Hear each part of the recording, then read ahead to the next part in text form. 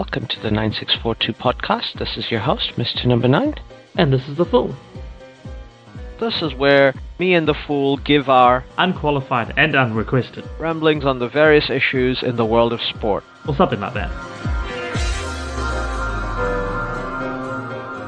Hello everyone, sorry we are a bit late, but we are gonna review the year in sport. And before you end it, I know everybody's already trying to cancel their subscription to 2026, but 2025 is finally over, we've paid for it, it's done, it's out of the way. And we have so many things to talk about. 2026 does promise to be an even more eventful year in the world of sport, but we'll get right into it. There's been so many scandals and incredible things happening. But let's do a bit of a rundown. Just the year started with the dominant champion coming back and showing the world he's the GOAT. Luke Littler wins again. No, I guess that sort of counts as 2026. End of 2025, beginning of 2026. But I guess he won end of 2024, beginning of 2025 as well. That was his first World Darts Championship, second time of trying, and then back to back this year. Well, this latest one at the end of 2025, beginning of 2026. Amazing, really. It was amazing, and a few weeks later we had the Australian Open. Jannik Sinner showing everybody why he is hot stuff. Winning the first Grand Slam of the year, showing his dominance. Madison Keys bringing in the women's title as well. Then we moved on to February, where in the world of cricket, India wins the ICC Men's World Championship. T20 Champions Trophy. You know how it works. There's so many World Championships in cricket now.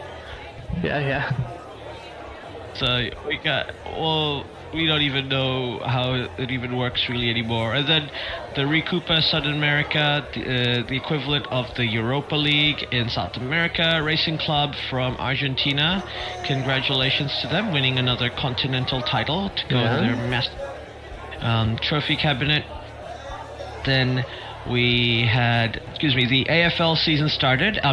Obviously, spoilers for when it ends, but like both the AFL, NRL season, which started in March, ended up with a Brisbane double.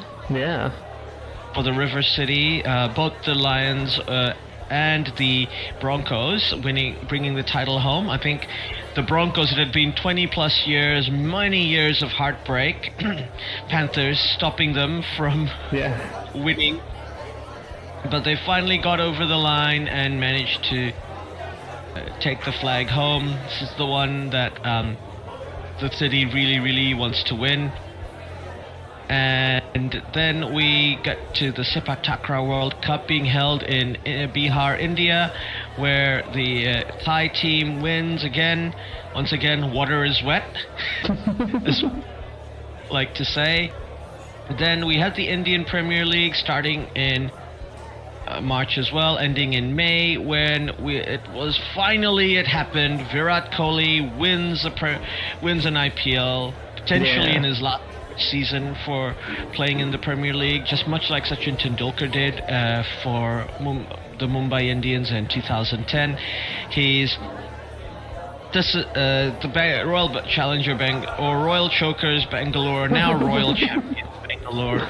Along with a bunch of other teams that have ended their choke thing. We will get into it as we go on. Towards the end of the year, we had, towards the middle of the year, we had McLaren finally winning a F1 Constructors Championship. They got confirmed as champions quite early on with two dominant drivers. They did nearly manage to McLaren it through the rest of the season, but Lando Norris eventually takes the championship on the last race only just after Max Verstappen comes from 104 points behind to be 1 place off winning. So I think 2 points or 3 points behind. Like, it's crazy. He caught up more than 100 points in maybe about a third of the season-ish. So Max showing us his GOAT credentials, isn't he? Yeah. Just modern day genius at the sport. But in the end, not quite getting through. Moving on from the tennis, who can forget the epic French Open final between Carlos Alcaraz and Yannick Sinner?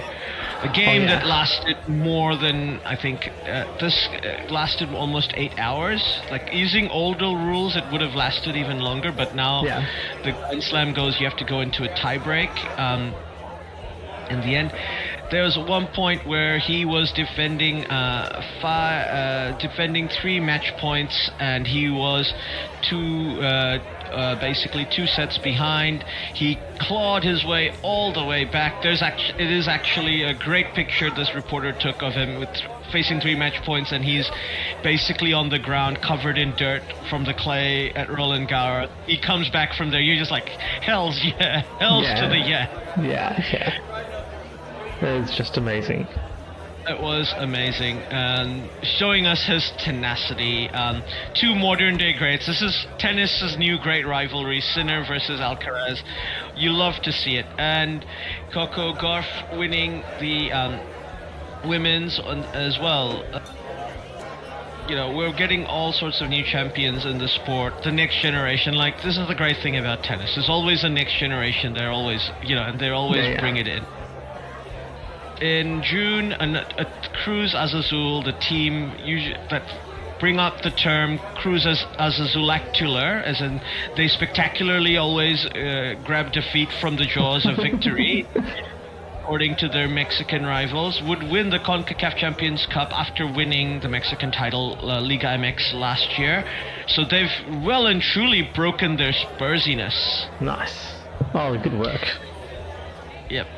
Obviously, who can forget that at the actual Spursy team, Spurs also broke their Spursiness. Yeah.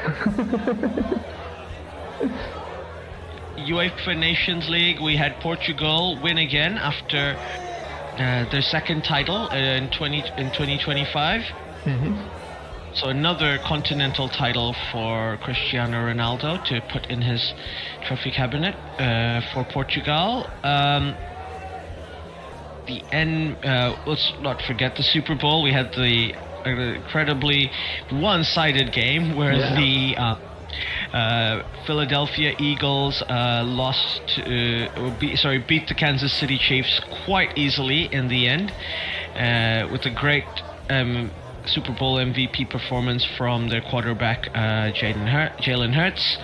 Then the NBA, we had one of the most epic finals of all time when the Oklahoma Thunder defeated the Indiana Pacers 4-3. This was basically the chance for both these teams to finally win a title. We knew going into it that we would actually have a new champion for the first time.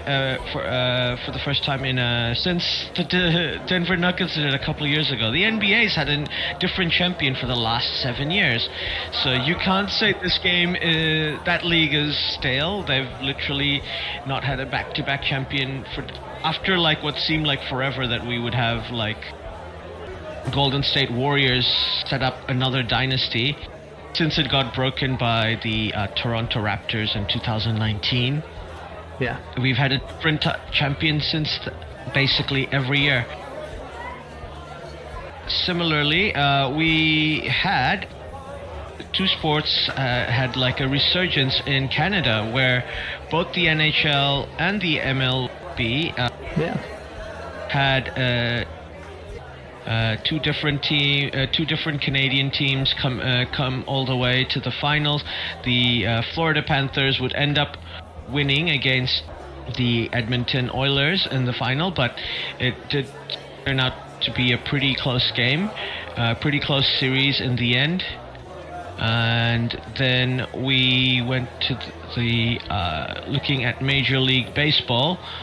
The Toronto Blue Jays, after a long time, would also make the finals of the World Series. Yeah. They did make the final, but they were defeated by the Los Angeles Dodgers 4-3. Dodgers going on to win their ninth title. So those are the results in the Big Four. I was going to say, speaking of teams losing their Spursiness, we can't forget that South Africa won the Test Championship over Australia. Finally, making a final of a ICC tournament, and they're winning it. And winning it against Australia, they traditionally Spurs it up against. Exactly. So another great Spursy team winning a title, and staying on with the tennis. We had Wimbledon. We had Yannick Sinner come in again and win the title, and Iga Swiatek winning the women's. And the U.S. Open, once again, we had Carlos Alcaraz. So the big two shared the Grand Slams between them. Alcaraz still doesn't have an Australian Open title in his belt. Just that's keeping him away from the career slam. And Aryna Sabalenka winning the women's title in the U.S. Open as well. So that was a great year for tennis. So much all-round fun. Anything you would highlight amongst the sports results last year? I guess the only highlight which I know we'll go into in depth itself was Chelsea winning the Club World Cup. So. Yep. Oh, we can't forget the Crusaders also finally coming back to win. Yes. I was trying to forget that. To our fans in the mainland, yes. Once again, water is wet again. Yeah. The Crusaders win. Not surprising, really. And who can forget the Great Origin series, where Brisbane come out and somehow sneak that first game in with some dubious refereeing calls. New South Wales absolutely smashed them in the second game, and then in the third game, Brisbane once again at home, away from home, going down to Homebush and stealing the title from New South Wales. Yeah. Always fun. Always fun. But now we're gonna go straight into it. The big events. Let's start with the fun stuff. The scandals. Yeah. The biggest one is the gambling scandals. I want to talk about both the Major League Baseball and National Basketball Association had a bunch of scandals, from like point shaving in the NBA, and the pitchers doing probably a bit of spot betting. Just to clarify, these are just people only betting for money. Nothing more than that.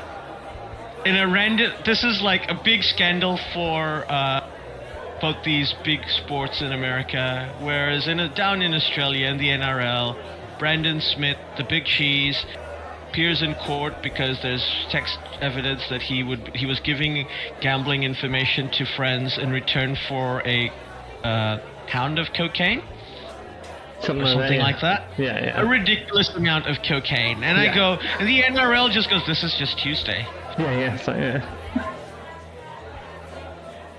So the USA, when you legalized sports betting and you thought about how it would improve and bring more money into the sport, this is a genie you've let out of the bottle. Me and the Fool here, we've talked about how this affects communities in New Zealand and Australia, and we've seen its effects, and obviously on the sports itself. And pretty much we can't say that there's been any sport that hasn't suffered from legalized betting, right? Other than maybe horse racing, which pretty much only exists for betting. Yeah, it's been hard to say that they're not impacted by it when it is just it. That's all about nowadays. And I already think it is. So, like maybe cricket, you could argue. Cricket pretty much does also only exist because people wanted to bet on it, so they needed to agree on what rules it should be and how it should work. And that's why they're called the laws of the game. They're not the rules; they're the laws. yeah. Now, because of this, like, that's why you could legally charge somebody with criminal things if there was found to be any, like, shenanigans happening with match fixing or point fixing. I see. Not that it stopped it from ever happening, by the way. Like, I think as soon as you've, for as long as gambling's been a part of sport, cheating at gambling has also been a part of sport. Yeah, exactly. That's just how it works, right? That almost goes for any rules, right? As long as there's been rules in sports, there's been people trying to break those rules. So, pretty much. Just with gambling, it adds the extra bit of being able to pay some people some money for them to break the rules. So. Yeah, and especially in the United States, where you don't have as big a gambling culture as you did in Australia and in New Zealand, where, like, especially Australia, where sports betting especially is just basically a fact of life, right? In New Zealand, of course, there's a huge problem with problem gambling, but it's nowhere near as bad as it is in Australia, where I think the studies had shown that on average, households spend $500 a month sports betting. Just sports betting. That's crazy. So I'm not counting pokies, casino, no. you know? Yeah, sports betting. Just sports betting or like coinies, you know, like there's a bunch of stuff Australians bet on, like, you know, I'm not even counting that, because if you heard 500 for gambling, we'd be like, oh, that's a bit high, but, you know, it's Australia. We're like, oh, it's only sports betting. Only sports betting, that's crazy. So that includes, obviously, dogs, horse racing. Yeah. More and more esports as well. So, yeah. Have fun, guys. I would like to say this is unexpected consequences. I'm like, no, this is completely expected consequences of what happens. So, every time, like, I think we've had a long chat about this. There was a lot of people in cricket talking about how to stop match fixing in cricket, they need to legalize sports gambling in India. And I go, yeah, but that only helps cricket. That's not good for Indian society. Like, India's a society now where, like, only really, really rich people, or, like, you know, people with access to a lot of, like, the internet and all this other, and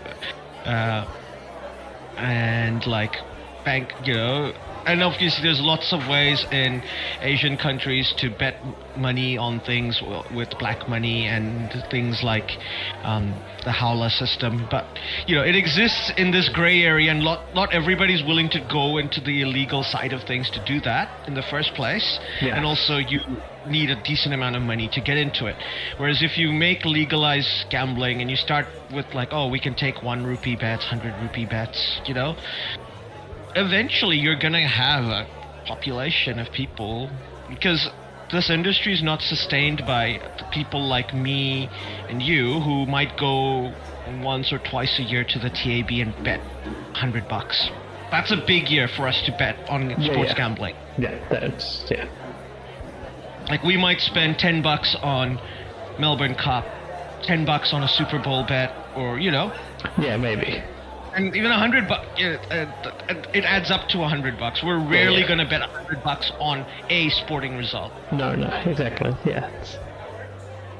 And but we don't sustain the TAB. It's people who bet, like, the thousands of dollars every month. Yeah. On, like, especially the horse racing and all those sports, but increasingly other sports as well, and like spot betting is, and if the TAB doesn't take a lot of spot bets, which it doesn't, there's plenty of people overseas who are willing to do so. Yeah, exactly. Like the New Zealand government did make a good rule about disallowing illegal overseas companies from operating in New Zealand. But they didn't break up the monopoly of the private company that does all the sports betting in New Zealand, which I feel like should have been part of this reform. Probably, but this is New Zealand after all. Yeah. Hyper-capitalist, but also really socialist New Zealand. So this is the downside of... This is the other side. Let's be honest, this is the side of illegalized sports betting. Yeah. In community, every sport, every country where cricket has always... last year there was a big thing where there's a bunch of people in India who created a fake IPL, which they live streamed into this Russian sports bar where people were illegally betting on results, and they knew all the results too. They fixed the results, so they basically just had a bunch of amateur people playing cricket and told them what they had to do, and with the live betting results, they basically spot fixed a game. It's like spot fixing professional wrestling. That's already scripted. That's crazy to think about. So it was definitely so that's where cricket is at. Cricket is just a sport that lends itself to professional betting, right? There's a reason why it exists the way it does, because it was designed to be a sport that's gambled on, and it's, let's be honest, the most fun sport to gamble on as well, because you have so many cool spot bets you can bet on. Yeah. And even if all you do is just do bragging right bets, what do we think who's gonna be the most expensive bowler, who's gonna have the highest economy rate in this game? Yeah, as you say, there's so much you can actually bet on, and it's a bit of fun. But yeah. That does lead to, say, the darker side of the scandals and the bribes that go on, and all the other corruption that goes into it. So. Yeah, and ultimately, it's not punchers like you and me who are the victims of sports betting. It is these players who get trapped by these firms who are basically have them, poor Brandon Smith, who allegedly, is both addicted to drugs and allegedly addicted to gambling. He's in a situation where he's doing this, but it's not like he randomly one day decided to ask his friends, do you want to do this? He's probably been slowly pushed into this position by people who are making a lot more money than he is from his involvement. And these things, it probably started small, then a little bigger and a little bigger and a little bigger, and then suddenly you're in this deep. So absolutely. And it's one of these downsides of modern day sport. But moving on from that really Australian news story, the Australification of world sport, we go to another really Australian sports story. Apparently Queensland's Fitzroy River crocodile habitat is going to host the 2032 Olympic rowing. I see no problems with this. I see no problems with this. I see absolutely no problem with this whatsoever either. As they said, it's fine to get there, and they're you're more at risk of being run over by a bus than being eaten by a crocodile. And I'm that's not what Bob Catter says. And I trust Bob when it comes to crocodile stats. It's fair. But it's an average of 4 people get eaten by crocodiles in northern Queensland every year. And that's just northern Queensland. No, exactly. I may not agree with his politics, but, he's spot on about crocodiles, right? Yeah, he knows his crocs. Yeah. So, We'll have to see. I mean, and Bob clearly has to be like get his angry face ready for as soon as when the first person to get attacked by a crocodile in the habitat goes on the news. That's the bit that, it's like... Yeah, speaking about spot betting, what ethnicity... Do you think the TAB will take bets on the nationality of that person being American, or just be like, no, that one, first non-American to get... That's a good point. It's like, somebody get attacked by croc? No, not taking the odds. Being American, not taking the odds. First non-American, that's what we're thinking on. Non-American, non-Australian, because, both Australians would be overconfident because they think they know, because there'll be lots of city Australians coming. We're Australians. There'll be more Australians there anyway, so... Yeah, generally there are more, like, you and I are not Australian. We would look and go, there's crocodiles? Why are we going there? What is this? We live in New Zealand. There are no animals in our wildlife that can hurt us. What are you talking about? Exactly. We have plenty of national disasters, but, going out to the bush, there's nothing that can kill us there. Like, there's plenty of water. We can probably find something to hunt it and eat it, like, Yeah, like, the environment's possibly going to try and kill us. But the animal life, no, that's less likely to. We might have to be trying to allow the animal life to kill us. Yeah. So... the opposite of Australia, where it's like, it's extremely easy to get killed. Sometimes the Australian wildlife is actively trying to kill you. Well, Australia declared war on its wildlife once, so, I Twice, feel like... I think, and lost. Yes. The emus. Emus are deadly, like, they're fair enough. Like... Yes.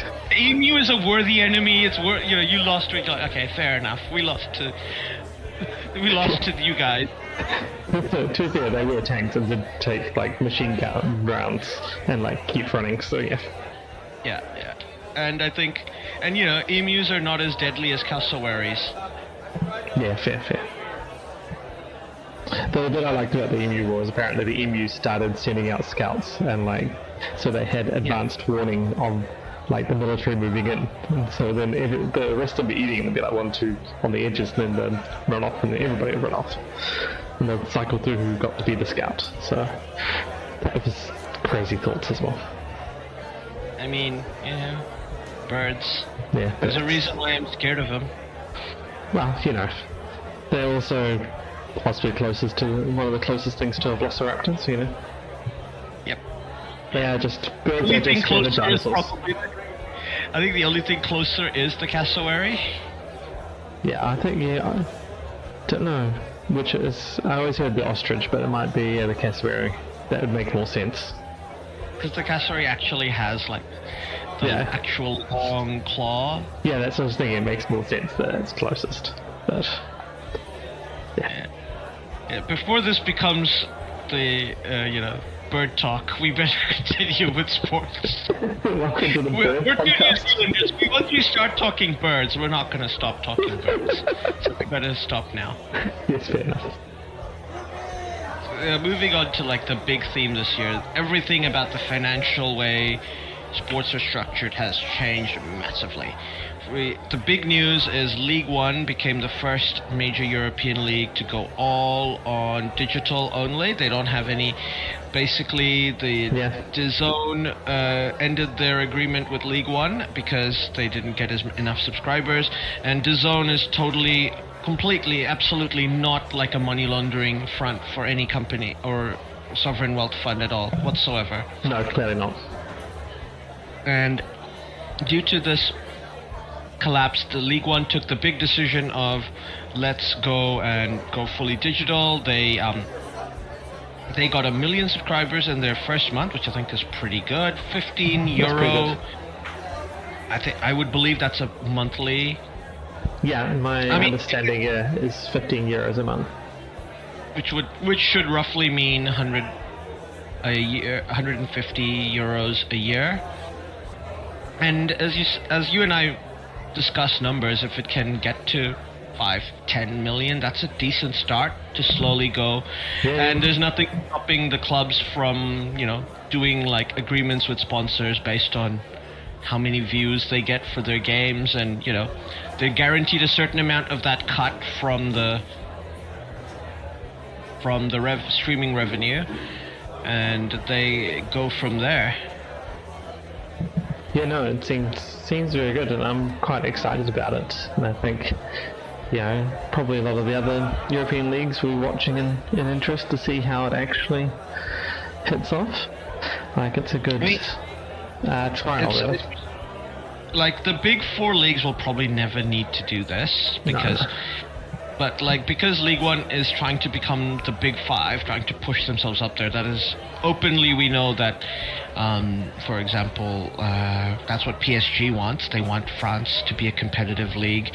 They don't do a lot of things that, for example, Bayern Munich do. They don't buy a lot of the really good players from other French clubs. And they do use their own youth system now to pull it in, but they're not trying to, basically, they're allowing other clubs in League One, to sell their best players to overseas and earn overseas money to reinvest into the game, rather than basically, pillage them for their resources. Because they don't need to, and there's just so much talent in France. Let's be honest. They're allowing it to grow and to nurture, as opposed to pillage it down. Yeah, and they've lost a few Ligue 1s in their time, and now just across the other side of the city, Paris FC, a local, in theory, rival club, who does actually have some history against PSG. I recommend watching the video by HITC7's, Alfie Potshammer's YouTube channel, the YouTube channel that he works for. He's done a great documentary about Paris FC and PSG and their relationship. They've been bought by the richest people in Europe. The Louis Vuitton Moet company, they own all these luxury brands. They're the company that make it so that we think champagne is worth paying more money for than Malbec. Exactly. Almost everyone agrees Malbec is better, and especially for the price point. Yeah. But it's interesting that they've brought up Paris FC. So, maybe another big Paris club. Who knows? Yeah. And they are a luxury brand, and they are probably going to push that. It's interesting to see how they might go, because PSG started off as an investment for the Qatari Sovereign Wealth Fund, and I think well worth that. They've for that country, if it was even whether you look at it as a sports washing enterprise or just as an investment, PSG's brand value has grown massively, and they're a fashion icon, and they PSG also does have a basketball team and a good women's team, and all these other things that are going for it. So I think definitely, because we could say for at least the Qatari Sovereign Wealth Fund, it's been worthwhile investing into PSG, and the as for the other people who are invested into Paris FC are Red Bull. They, I believe, have a 20 or 30% stake in the club. So they will be following a lot of the Red Bull model for how they build clubs up, and Red Bull getting to use their, we know that Red Bull as structure, how they because they develop great coaches as well as great players in their system. And they've got a philosophy of how they want to play, and they want it to be fast-paced, exciting. They want to play basketball on grass with feet, right? That's pretty much, football, and that's what they want to promote, and it fits the brand, and it doesn't matter if their clubs make money or not, because ultimately they're marketing. It's their marketing budget. Exactly.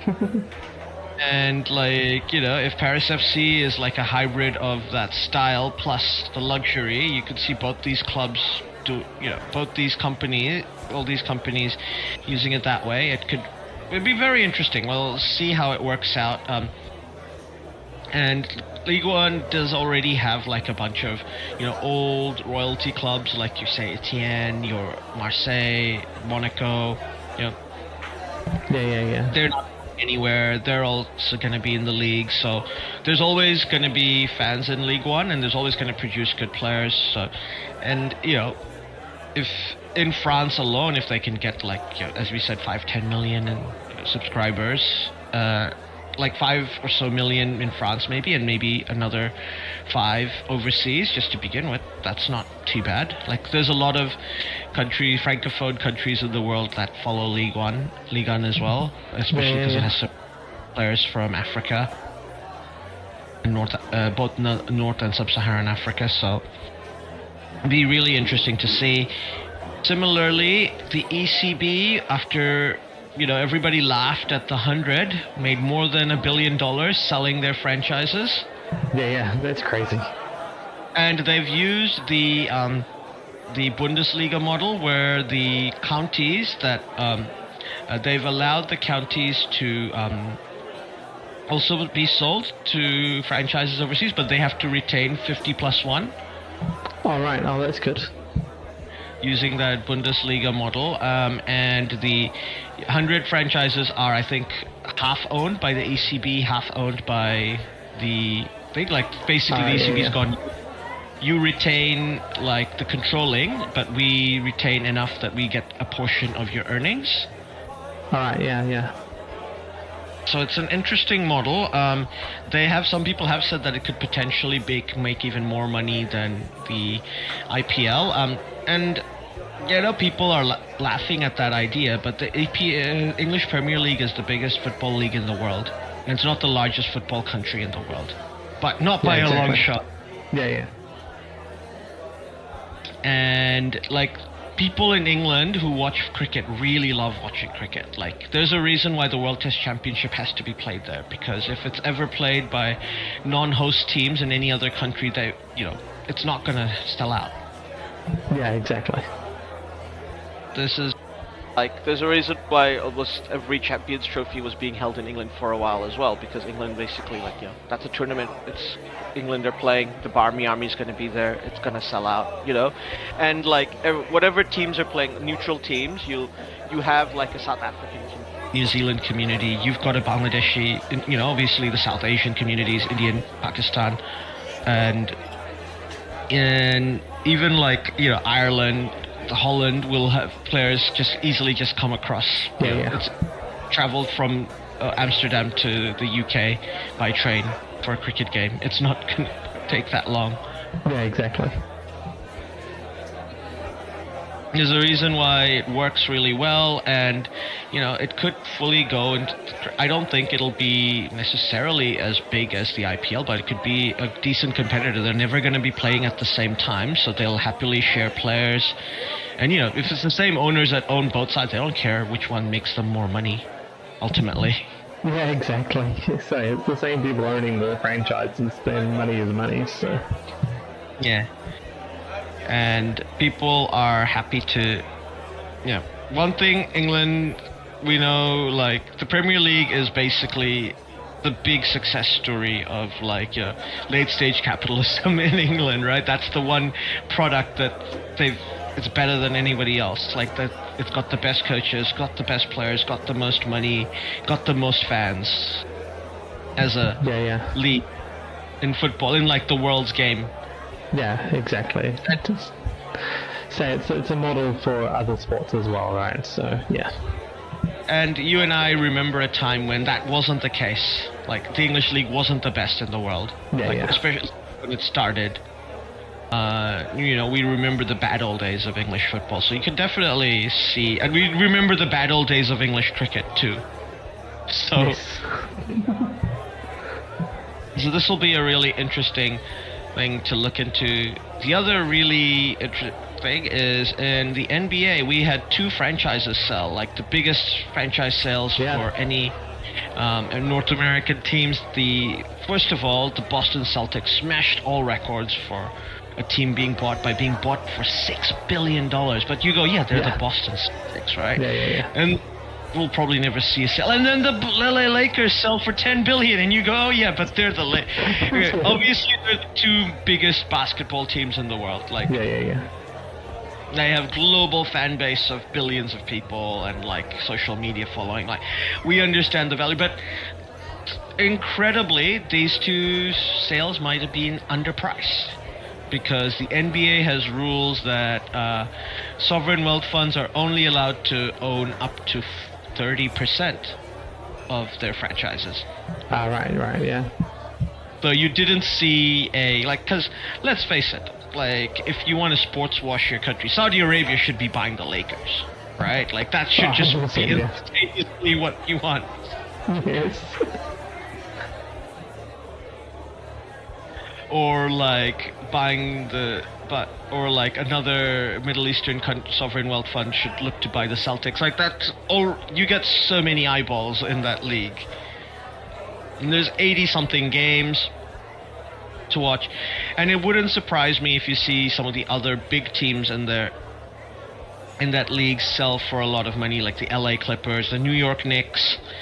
Like, these are like the big names in the Chicago Bulls, Golden State Warriors. Yeah, I see here that based on these sales, that the Golden State Warriors probably now the most valuable team. That's estimated about nearly $11.5 billion US dollars. So, yeah. Yeah, but I don't think the current owners of the Golden State Warriors would sell it. No, I don't think it's going to get sold. But, valuation versus actuality in that case, right? Yeah. And then, if they ever do have another franchise, that they will, they are probably going to open up 2 new franchises and the NBA expand to 32 teams. Like everybody expects this will happen once the current cycle of TV rights leave. The 2 new franchises will have to pay $2 billion to the league, which will get shared by everybody else. So I don't see any of the other people voting against it. Like, free money is free money. Yeah, exactly. I don't see that being voted against either. So and it makes sense given these sales. So so those are the franchise fees, and then that's the $2 billion that's paid to the league, and then there'll be probably Seattle and probably one in Las Vegas, both of which are great markets, and people will buy it. Yeah, exactly. Great markets and really places an NBA team will do well, you would think. Yeah. It'll change some of the conferences, but we already know how that problem's going to be solved. We'll probably move a franchise here and there to the from the Western Conference to the Eastern Conference, and sort that out. Watch this space. There's a bunch of really big moves, private equity going into buying sports teams. Look, to me, it feels like the new tulips, but I'm like, at least it's out of the reach of like your average Joe to buy these things. At some point, like people just like, how much sports can we watch? We have limited money and limited time now, especially and limited attention span. Yeah, exactly. And the limited time, well, at least for me, like limited time is the big limiting factor on roads. It's like lots of sports to watch, but I don't have time to watch all of it, so I've got to ration it out. So yeah, like you and I love football, and we do a podcast mainly about football. And outside of our own teams, how many teams do we watch? Like, I watch a few Man City games because I know it's going to be fun to watch Erling Haaland. Yeah. I'm not going to watch Arsenal. They're boring. I'll watch Liverpool games because they're fun to watch. Yeah. And I watch United games because I hate myself. But that's. I wouldn't if I wasn't a Chelsea fan, I wouldn't watch Chelsea games. They were boring to watch. Yeah, fair. Whatever you'll say, you being a United fan, games are not boring. They're chaotic as hell. Yeah, yes. I mean, I don't. Yeah, I normally just watch the Chelsea games and then highlights, maybe other things. So that's about as far as my time allows. And looking at these things, like, because there is a lot of issues in North American sport, like the NBA. Adam Silver, the current head of commissioner of the NBA, he's said that he's potentially looking to start a new league in Europe, which has made people in Euroball go, why? We exist. It's like, Can't there is already one, right? That's what I'm thinking. So that's crazy. The Euro League is a really good European league, probably the second best league in the world, and produces so many great players. It's really obvious why the NBA want to do it. Is they've decided that the American grassroots system for producing basketball is not up to scope. I think more than half the players in the NBA now are from outside of the United States. It's increasingly, basketball's becoming like how soccer is in America, where it's really a rich middle-class person's sport. To like, everybody plays basketball regardless, but the pathway for people from a lower socioeconomic background getting into becoming a professional basketball player is really, really difficult. Like, you have to start being coached from such a young age. There's so many players in the league who has a relative that either worked in the NBA or was a former NBA player, and then and it's like even more stark because you start playing for what they call AAU, which is their high school competition, from a really young age. And if you're a late, there's people who basically if you've got parents who can, if you're from like a working class background, if they're willing to spend we spend 2 hours every week traveling back and forth, to get you to games, get you to training, and you're gonna live away from us to get to a scholarship to another school, it's not easy, and there's still not going to be a full scholarship. So there was a great video I was watching on YouTube where somebody was just saying great ball players don't come from the hood anymore.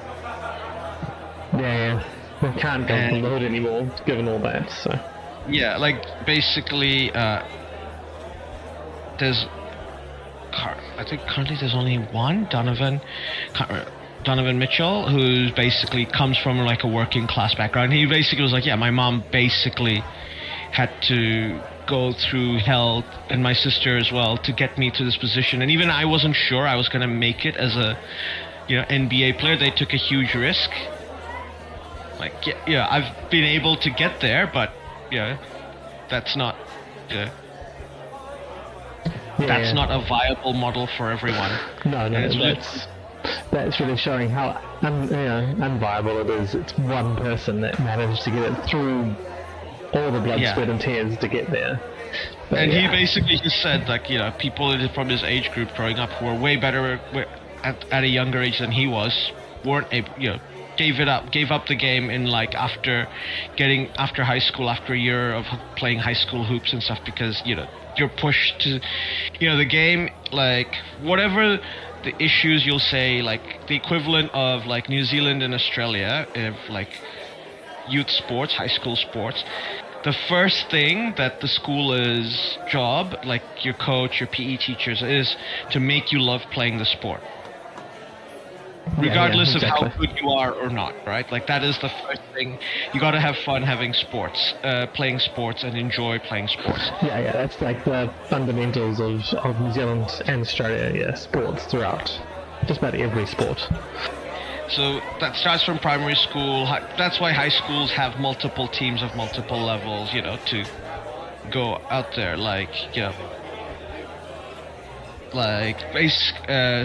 You'll often see that, in high school level rugby, the teams that win the World Cups tend to be from England and South Africa, those private schools that accumulate a bunch of talent.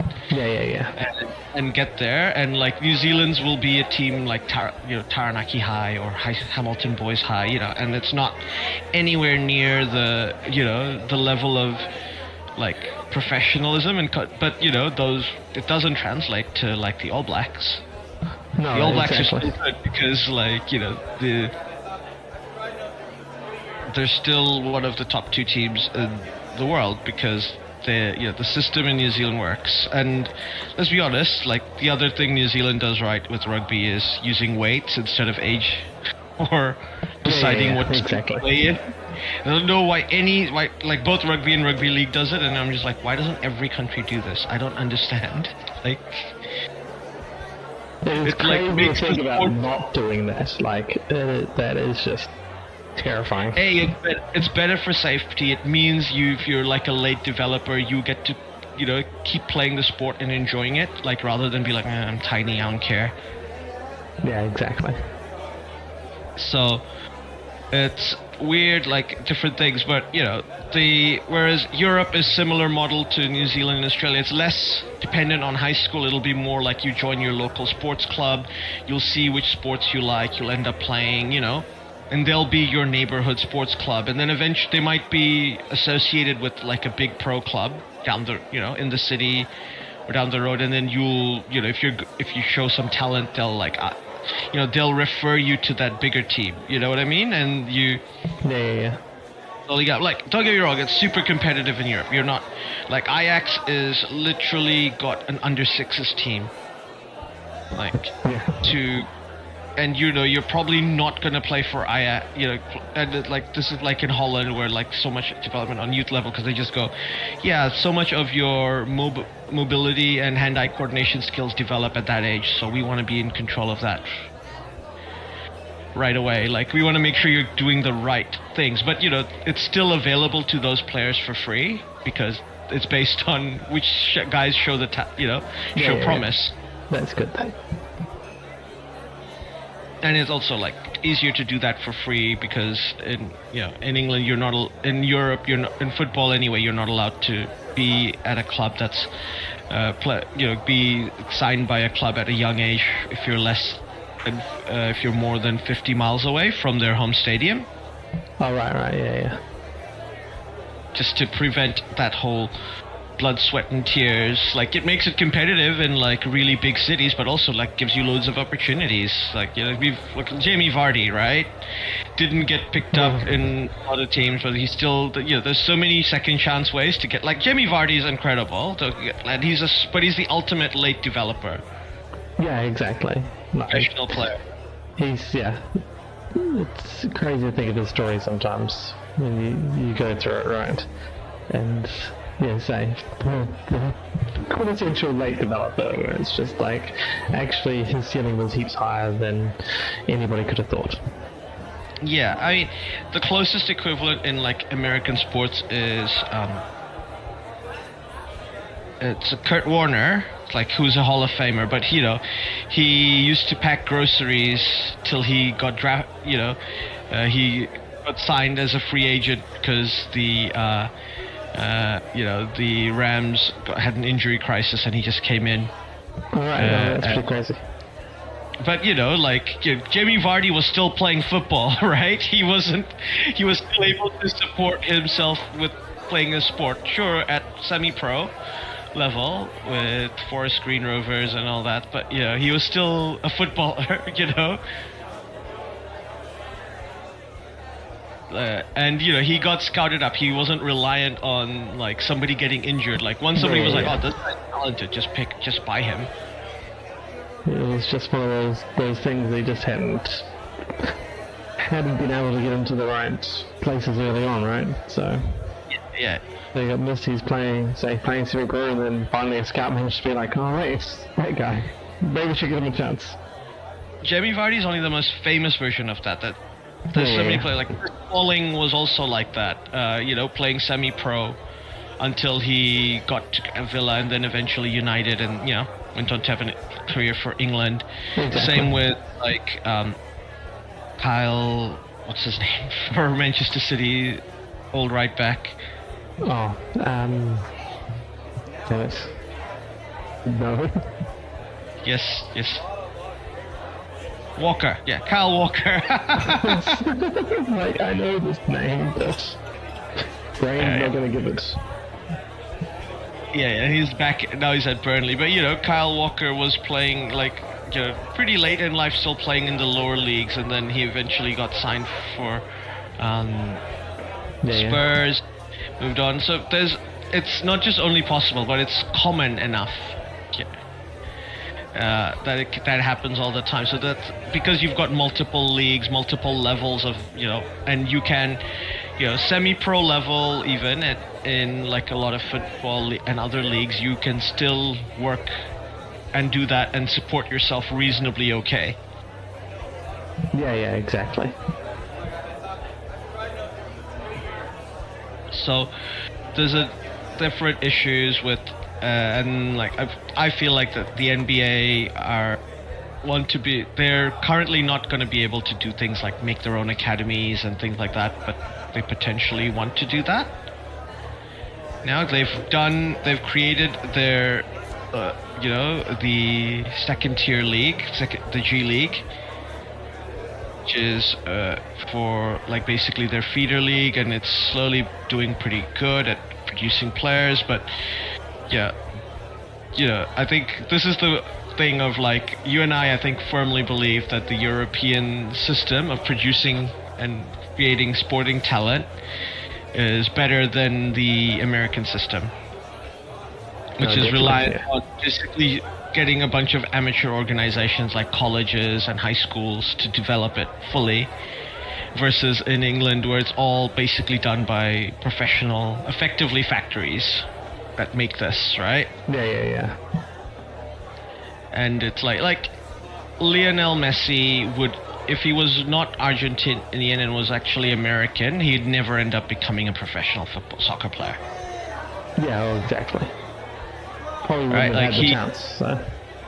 Like, forget his size. Like, if because of like he had the health issues that he had as a young child, and he have like even if his parents could afford to pay for that health care, like which club he would have to pay to become a pay fees to go and play football for a local nobody's doing that, right, in America, whereas like Barcelona's happy to pay for it when he's an Argentinian youth talent, because they're like, yeah, sure, it's 10 grand to get him to do this here, help move his family here, he's pretty talented, and hey, if he 10 to 20 grand, if he turns out to even be a player we sell on for $1 million, that's worth it. Yeah, well, exactly. So forget that he became the greatest player in Barcelona history, but like even if he was if he was sold as an 18-20-year-old for a few $100,000, it's like it was worth a shot, Yeah, I would say it was an option to nothing, right? There wasn't that much there's a bit downside because they were investing some capital into the whole venture, but as you say, as long as it was going to be good enough that they could recoup costs, then it was worth the shot, because and didn't work out for them, so you can't complain at them trying. Exactly. So speaking of systems and grassroots, to go along with all this money stuff, the other big thing that happened is England's independent soccer regulator passes into law. We have an ombudsman. He did a great interview at The Athletic. Strongly recommend people talk to. He seems like this is the guy everybody seems to think should be in charge. The clubs like him. The fans like him, the players like him. He's worked in all forms of like football administration and things like that. And he did say like, I'm even used to dealing with the media, but even the media gets, because he's a Manchester United fan, and he talks about it. And they're like, are you gonna stay away from doing the Manchester City case? And he's like, no, of course not. Like, what the fuck are you talking about? But he's also like, I understand that people think I've got this. He's like, this is why I'm telling everyone. These are my. Sorry, no. He's a Spurs fan, and he was there like, oh, are you going to be fair to other teams? He's like, yeah, of course I'm going to be fair to other teams. He declined to talk about Manchester City because he's like, that's still ongoing, which is fair enough. But he has implied that if football doesn't sort itself out, this is this is where, like, if there's still grievances, we're the backstop. We, before it goes to a court, we can, do arbitration. We can, and the clubs kind of have to do what we say. And especially they'd like to sort out issues for fans, because the ultimate thing is the backstop wants to ensure that the pyramid's integrity is maintained, and the game is still affordable at grassroots level for people to go to stadiums. Yeah, exactly, and that is a big issue, right? So. Yeah, I mean, there is a big thing in the UK about what they call the 3 p.m. blackout. It's crazy to think, because there's nothing similar to this in Australasia, where the game Premier League, if you are in the UK, you cannot get your local Premier League games at 3 p.m. It's blacked out. This is to make sure you get the match of the day thing and Sky, but you are, that's basically they want to ensure people go to the games. Oh, right, I see. Watch them, but the whole thing is like it's moot for Premier League clubs because they're always going to sell tickets and they're always going to have people wanting to go to games, but it makes a difference potentially at lower league. Yeah, where it's pretty cool. The argument was made that, if you're in Grimsby, are you gonna go down, in the wet cold to go watch Grimsby play football, or would you rather stay home and watch a Premier League game at 3 p.m. Where I'm like, okay, but it does mean lots of people pirate these games because you can watch them from overseas. So it's like, we do live in the world. What are you gonna do about this? Yeah. There is this thing called the world, and it has other ways of looking at things, so... And piracy is coming back in a big way, not just for, Netflix and, TV franchises, because nobody wants to own 4 different streaming platforms and pay for them. But to the surprise of no one, also for live sport, because even a 2-3... even a minute, 2 minute delay is fine when you're watching live sport. You're still watching it, and most of the times it's not even that late, and it's not even necessarily a cost issue. It's just often just better, more available for fans. Exactly. Tends to be a little easier sometimes too. I mean, there's some fluffing, but not as much as this. Yeah, I will tell people, there are dangers in trying to use a pirated service, especially some of these services, they're showing, they caught a group of 20 people who were running a sports streaming service in the UK, and they were getting $200 million a month from people subscribing to their pirate feed, and it's like it's the usual ways. It's like a tempered Fire Stick or something like that, which they've used to connect up. And there are dangers involved. These companies are not just selling you the sport; they are putting malware and looking into your computer. There are people losing money. So this is not your old school BitTorrenting media or using LimeWire to get some music.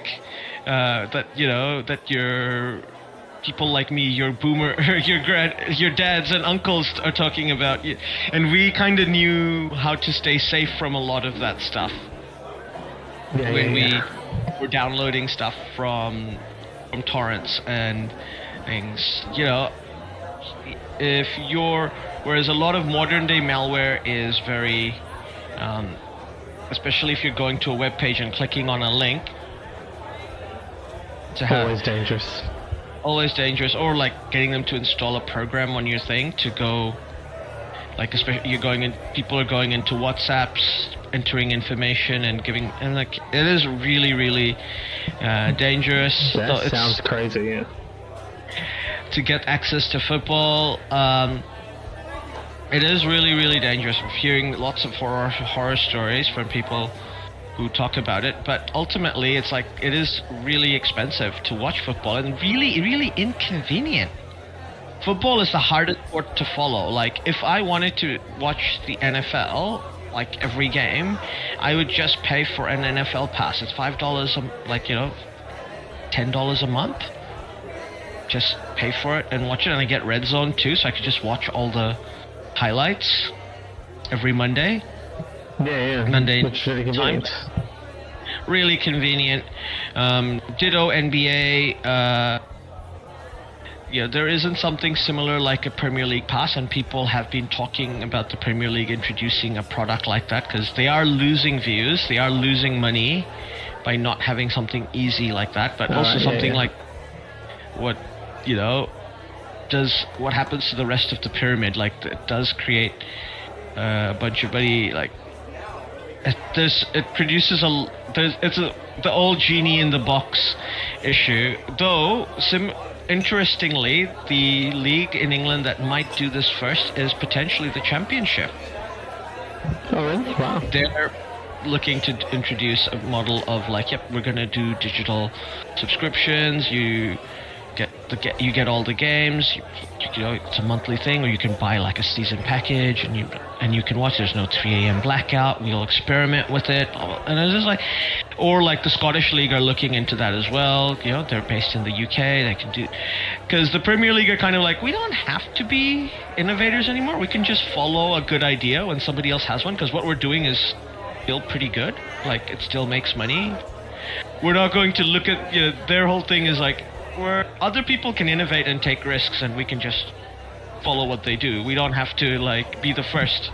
Yeah, we can wait for them to see whether it works or not, and be like, hey, that worked pretty well. Okay, we'll do that. Or like, we get the idea of how that could work well, but we'll do it better now because you didn't have the money and funding to do the other, push it to the edge. Yeah. Well, they did that. I see what you were trying to do there, but yeah, you missed here. You didn't do that. So we've learned those lessons. I have to say, we've got the money to do it, so we'll do it properly. Big budget, go. Let's be honest, if the Premier League did Premier League Pass, much like the product we used to subscribe to in New Zealand many moons ago, rest in peace.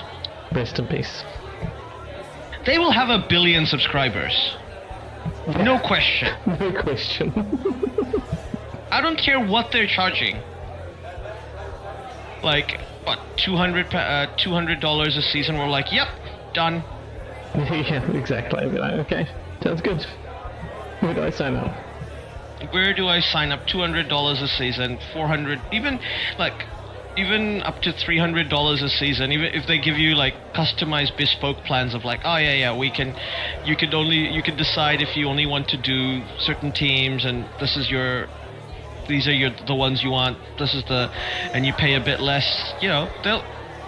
They can make it value, but in the end of the day, they will have 1 billion people subscribing to that and happily paying for it, whatever the cost happens to be. Yeah, exactly. And they would make so much money. Like, I can't even like, you and I are basically like, 200 billion like per year, that from subscriptions alone. That seems reasonable for this league. Very reasonable. And I think we're being like conservative with our estimates. But the thing is that even if you go, that's being optimistic. Cut that in half. It's still, what are we talking? 100 billion, 150 billion a year, like so. And the other. These are a bunch of things people are looking at. Championship is looking into similar thing that the Bundesliga did with their digital streaming thing for their English football rights, because they're allowed to play around with that. They sold a bunch of it to Mark Goldbridge, the YouTuber. So he streams the game and commentates, like, while watching. and there's like it's digitally available in England for a reasonable price, just because they wanted to experiment with it a bit and see how it could work. But the Premier League could do that stuff to see how it works and go, oh yeah, we can have a bunch of YouTubers. You go, oh, YouTubers, pay us a license fee, you're allowed to stream now. We get a portion of your streaming income, but you're allowed to stream our games and chat and talk. Yeah, that would be crazy. People want to use that on Twitch, go for it. Like, people who don't necessarily pay for our product but are going on Twitch and watching, we get a bunch of your Twitch stream money plus any, if you have you're not allowed to have counter brand deals to the brand deals we have. Like, if Premier League has Coke, you can't have Pepsi. Like, that's standard sort of thing. And, a portion of your ad revenue or Twitch's thing revenue. Twitch would like cream itself if they came up with a licensing agreement with the Premier League like that, so Twitch streamers could just stream.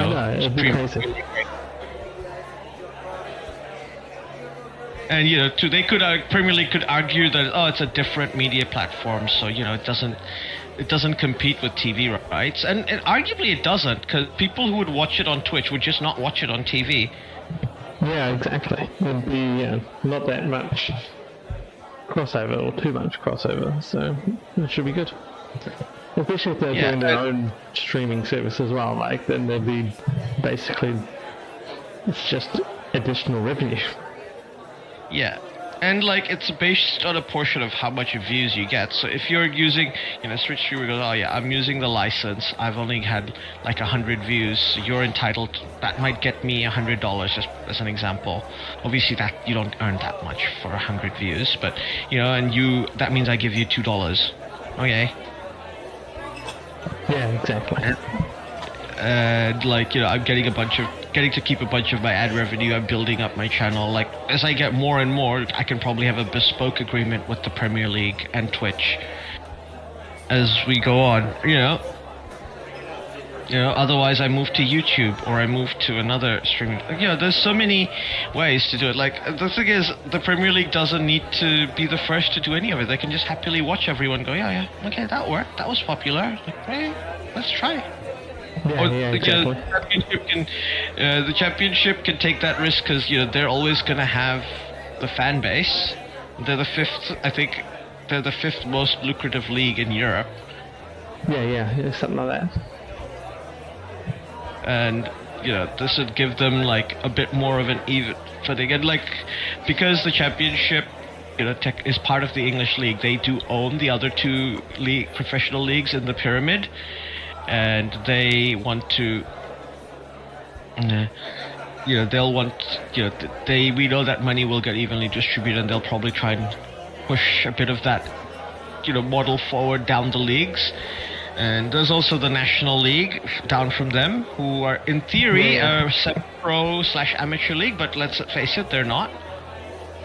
Yeah. Because fifth tier may as well be like, the new bottom professional tier, and pretty soon National League 2 will get there as well, the way it's headed. So it's definitely a bunch of really interesting things to look at in this media landscape. There's a bunch of things coming up, and they're all being tried out this year. And next year's a World Cup year, potentially the most controversial World Cup ever. And we will get into that. But before we have that World Cup, we have to end with hilarity, I think, in our podcast. Yeah. The Club World Cup. Woo! The tournament that didn't even have we had BT Sport offer $0 to show the tournament before it started. And then, ironically, the Saudi Sovereign Wealth Fund invested $1 billion into DAZN, and then DAZN offered $1 billion to get the broadcast rights. Suspiciously the same. Also, coincidentally, after Saudi Arabia was awarded the 2034 World Cup, just all sure coincidence. That was 100% coincidence. I'm sure.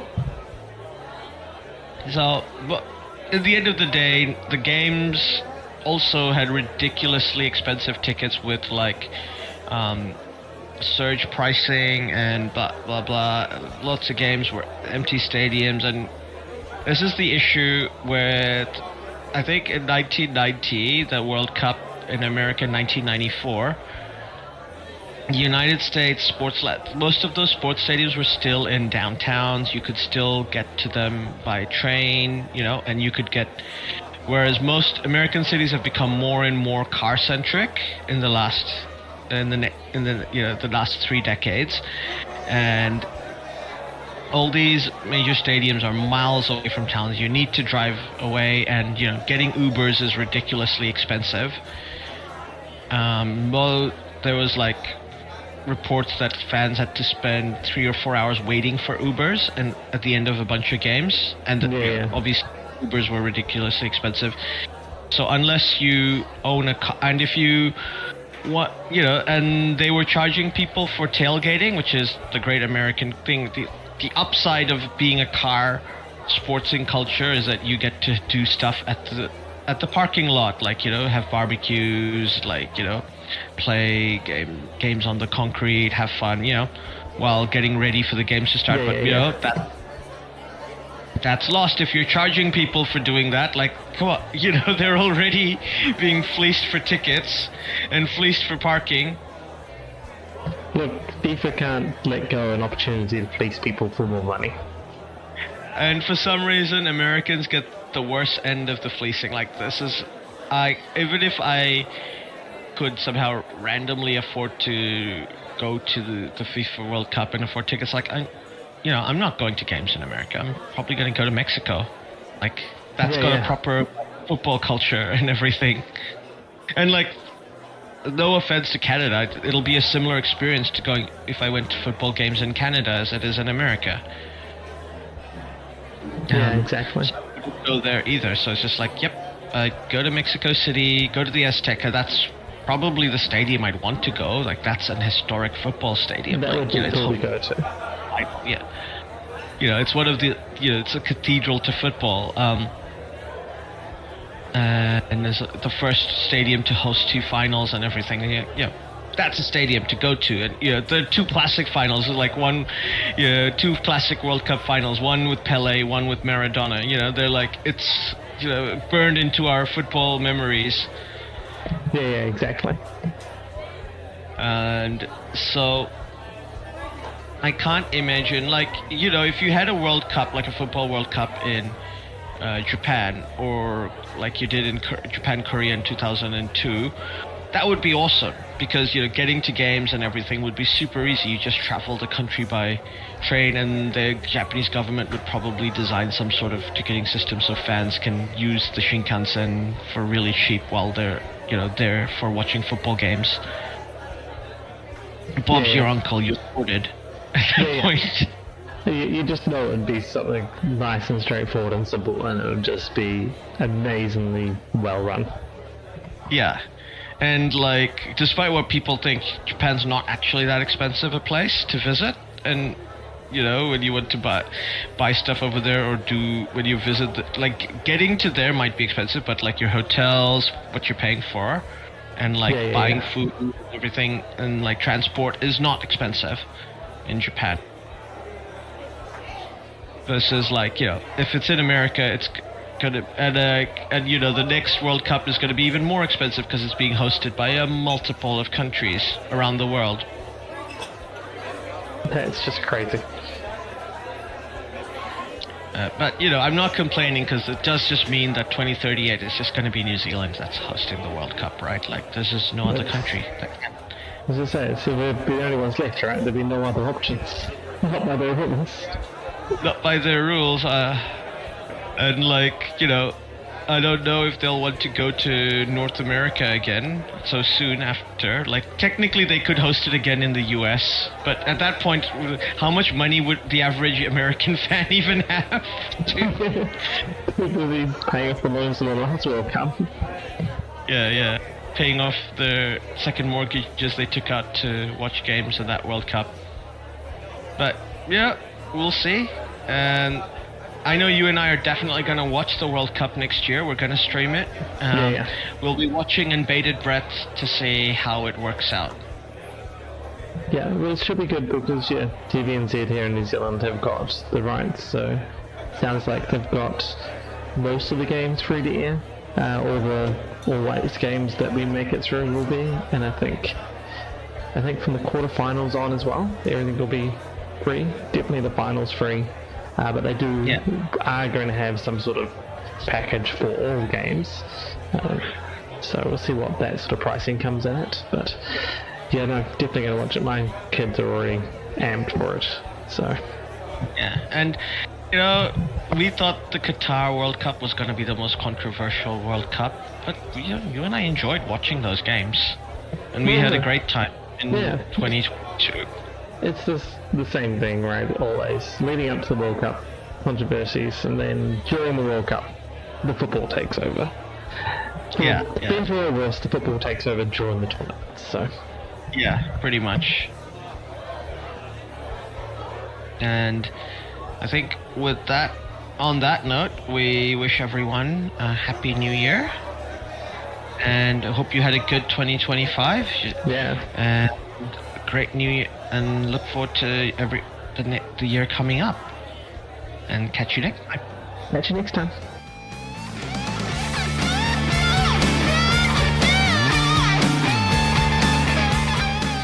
Well, that is the end. Thanks for listening all the way through. If you liked what you heard, we have even more. 9642 Discord and a Buy Me a Coffee. Pretty sure it's Buy Me a Beer. Oh yeah, buy me a beer on buymeacoffee.com. In both these places, you can talk to us, and we may even listen, especially if you do buy a said beer or coffee. I might still be confused. Yes, we're easily bribed. All links are in the show notes below. Don't forget to like and subscribe. This is on YouTube.